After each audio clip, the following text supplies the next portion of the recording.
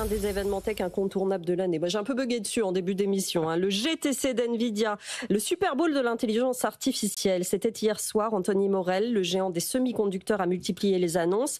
Qu'est-ce qu'on peut en retenir? Ouais, plein de choses. En fait, c'est vrai qu'avec la montée en puissance d'NVIDIA, c'est un événement qui est devenu aussi important, en tout cas du point de vue des marchés, des analystes, que les keynotes d'Apple où ils présentent leurs derniers iPhones. C'est un peu moins grand public, évidemment, mais c'est quand même extrêmement intéressant. Moi, ce que je retiens notamment de cette édition, c'est les ambitions d'NVIDIA dans le domaine de l'informatique quantique. Alors, faut s'accrocher un petit peu, c'est pointu à chaque fois. Je rappelle rapidement, l'informatique quantique, c'est ces ordinateurs, ou plutôt ces supercalculateurs, qui vont être extrêmement rapides parce que, au lieu d'avoir des 0 et des 1, comme aujourd'hui, des bits classiques, eh bien, on a ce qu'on appelle des qubits qui peuvent être 0 et 1 à la fois, ils peuvent être plusieurs états à la fois, ce qui fait que quand on leur pose des problèmes, eh ben, ils peuvent le résoudre de millions de façons différentes. Et ça fait que, en fait, on va pouvoir résoudre un problème en quelques secondes, là où il faudrait parfois plusieurs années. Donc, c'est une révolution potentiel. Et ce que veut faire NVIDIA, parce que le problème de ces systèmes quantiques, c'est qu'ils sont complètement instables, eh bien, c'est de les relier avec leur intelligence artificielle, avec les GPU NVIDIA,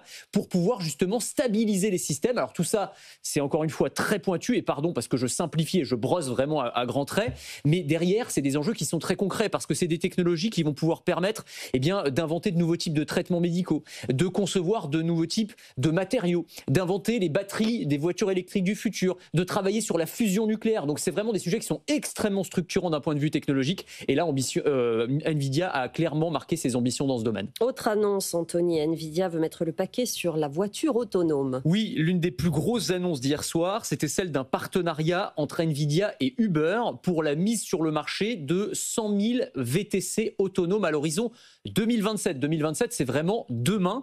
Et donc, c'est cette idée que les voitures autonomes et les VTC autonomes vont passer dans la phase industrielle. Il y a déjà des expérimentations. Si vous allez aux États-Unis aujourd'hui, dans certaines villes, vous allez à San Francisco, vous allez à Las Vegas, si vous commandez un Uber, il peut arriver que ce soit une voiture autonome qui arrive sans conducteur derrière le volant.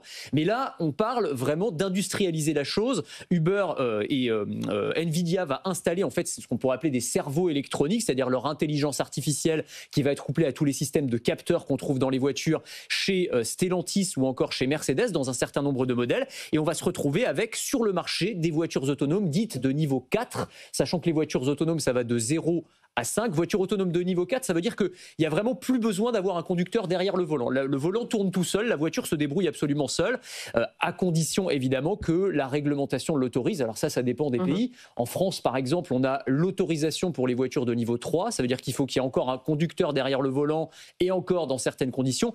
Et il faut que les voitures soient homologuées. Donc autrement dit, il n'y a quasiment aucune voiture autonome en France. C'est même pas les Tesla niveau 3 par exemple, de Tesla, lâcher le volant dépend, parce qu'il y a le modèle, ça dépend du niveau d'autonomie, parce que vous avez le modèle classique et puis après vous avez le FSD, le Full Self Drive, qui pour le coup est plus autonome encore. Mais c'est pas la même technologie. Mais en gros, c'est cette idée que vraiment ça va se démocratiser, en tout cas dans les pays où on avance d'un point de vue technologique, ce qui n'est pas forcément le cas en France, malheureusement. Vous nous dites aussi que cet événement a une portée, une tonalité politique, Anthony. Oui, d'ailleurs, c'est pas un hasard si pour la première fois, ce GTC, il se déroulait à Washington. D'habitude, c'est en Californie. Mais cette fois-ci, c'était un peu une ode à Donald Trump. C'était aussi ça. Jensen Huang a vraiment remercié, tressé les louanges de Donald Trump. Nous voulons, dit-il, que l'Amérique gagne cette course à l'IA. Nous voulons que le monde soit construit sur la pile technologique américaine. Donc il y avait vraiment cette notion Make America Great Again, d'ailleurs expression qu'il a reprise à son compte.